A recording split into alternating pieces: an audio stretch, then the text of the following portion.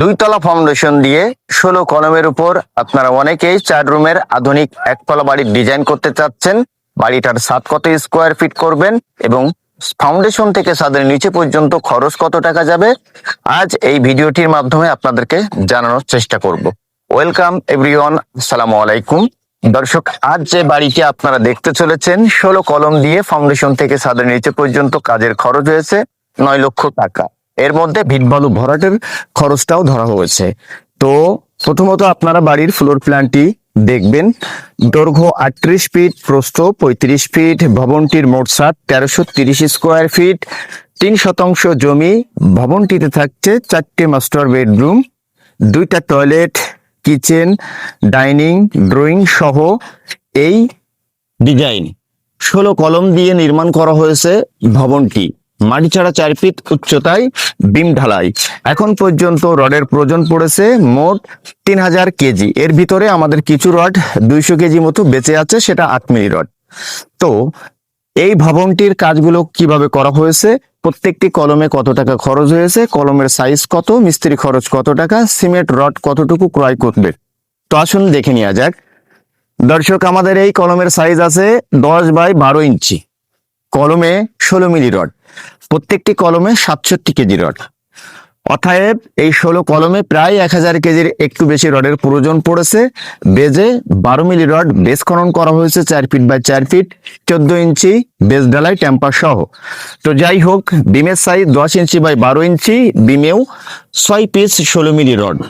তো দর্শক, আপনারা 3000 কেজি রড ক্রয় করলে কিন্তু ফাউন্ডেশন থেকে ছাদের নিচে পর্যন্ত কাজটি করতে পারবেন। পিকেটের প্রয়োজন পড়বে প্রায় 10,000 এবং মিস্ত্রি খরচ 1,60,000 টাকা। গাঁথনি ইটের প্রয়োজন পড়বে 4000, সিলেকশন বালুর প্রয়োজন পড়বে প্রায় 500 সেফটি এবং কুষ্টার বালুর প্রয়োজন পড়বে 500 সেফটি। এর ভিতর থেকে কিছু মাল বেঁচে আছে, দেখে নিন। সিলেকশন ও কুষ্টিয়ার বালু বেঁচে আছে ওই সাইটে। এবং এই ভবনটির সিমেন্টের প্রয়োজন পড়েছে 170 বস্তা। তো যাই হোক, এখন আমরা টোটাল নির্মাণ কাজগুলো দেখব। মাটির থেকে 4 ফিট উচ্চতায় বিম ঢালাই, এখানে বেলকনি করা হবে, কিন্তু বেলকনিটা দেওয়া হবে এই সাইটে। দেখুন, বেলকনিটা দেওয়া হবে এই সাইটে। তো দর্শক, বেলকনির জন্য কিন্তু আমরা রড ছেড়ে রেখেছি। এখন বাড়ির ফ্লোর প্ল্যান ও নির্মাণ কাজটা দেখব। দেখুন কতটা নিখুঁত ফিনিশিং এর সাথেই কিন্তু এই ভবনের কাজগুলো করা হয়েছে। ইতিমধ্যে অনেকেই দেখেছেন কাজগুলো, দেখে নিন। কলম ঢালাইয়ের পর সমস্ত কলমগুলো চিপিং করা হয়েছে এবং কলমটি ঢালাই করা হয়েছে স্টিল ফর্মা দিয়ে। বিমের উপর থেকে 9 ফিট 6 ইঞ্চি, ছাদের নিচে 10 ইঞ্চি বিম দেওয়া হবে।